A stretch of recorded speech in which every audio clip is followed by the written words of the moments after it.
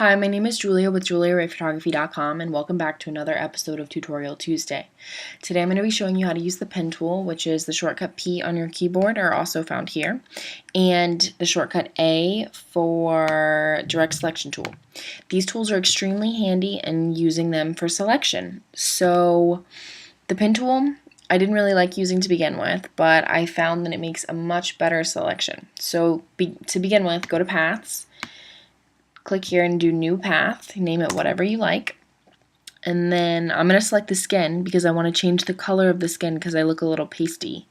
So I'm going to start with this part first, and you just make a point, and then you go and click another point, and you can don't let go and drag out, and you get these handles, and these handles allow you to curve the line, and this curvature can basically go around anything. Like 90-degree angle wise, doesn't like to go around much past 90-degree angles, but it allows for a much better selection of whatever you're trying to select, more so than the magic wand tool, which we covered in the first episode, which I will link below. And keep going. So let's say you make a mistake like that.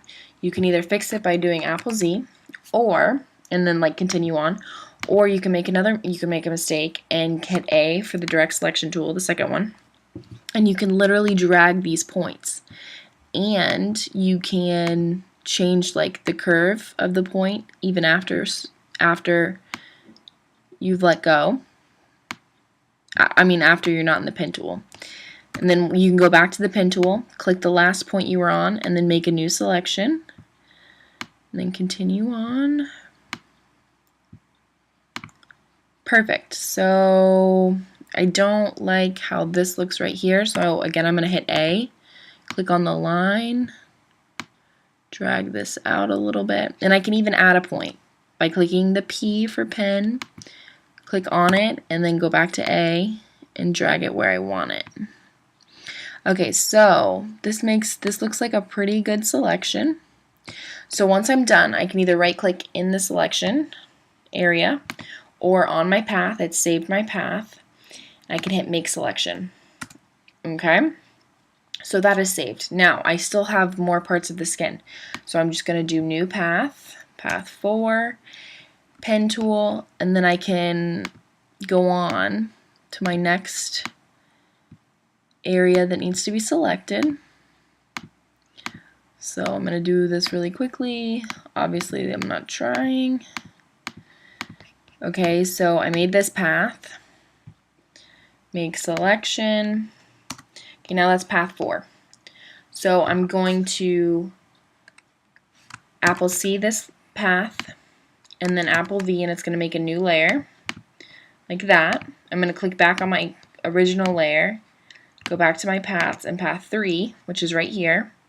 Again, do make selection, copy it, paste it, made it on another layer. So now I have both pieces. I'm going to merge these, Shift Apple E, and then to change the color at the same time, I'm going to do Apple M for curves, and then I'm going to amp up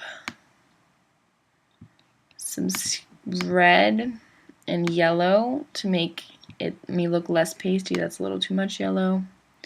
Perfect. So that's an easy way to select exactly what you want. Now, of course, I would do that for my legs as well and my other arm, and potentially this area right here, and maybe my nose. It's not really that noticeable, so it doesn't really bother me.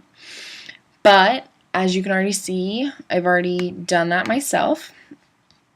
I changed the skin color myself earlier, and I also selected the grass, and I changed the hue, and then I selected the background behind me, and I blurred it, and then I also darkened it. So I did all of this by using the pen tool. I'm going to show you the before and after. Before, after, before, after. Obviously, I used the patch tool. I also used the patch tool here. Before and after. Okay, so thanks so much for watching, and check back in next week for another Tutorial Tuesday for more tips and tricks in Photoshop. And if you have any questions, please comment below. I will do my best to answer them, and I hope this video helped. Thanks so much.